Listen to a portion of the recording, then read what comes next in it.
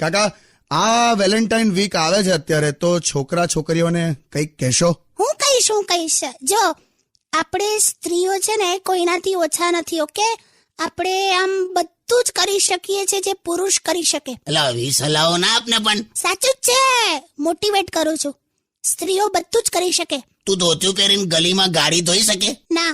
તું આમ ઉભા અજામની ત્યાં નાકના વાળ કપાઈ શકે? ના. તો બાજી આવા ઉદાહરણ શું આપો છો? જો અમે સ્ત્રીઓ ના હોઈએ ને તો તમને કપડાં કોણ સીવી દે? એટલે પણ તમે સ્ત્રીઓ ના હો તો અમે કપડાં પહેરીએ જ શું કામ?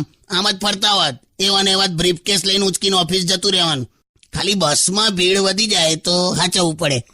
કાકા અમે સ્ત્રીઓ ના હોત તો તમને રોટલી કોણ બનાવી આપત? તઈ હાઈવે ના ધાબા પર તંદૂરી રોટી તારી માસી બનાવે, તઈ મૂછવાળા ભાઈ હોય છે. ગમે તે હોય, હવે સ્ત્રીઓ ગાડી ચલાવે છે. એટલે પણ પંચર તો પુરુષ જ બનાવે છે ને. જો છે ને હવે મારું મગજ ફરી ગયું છે. મગજ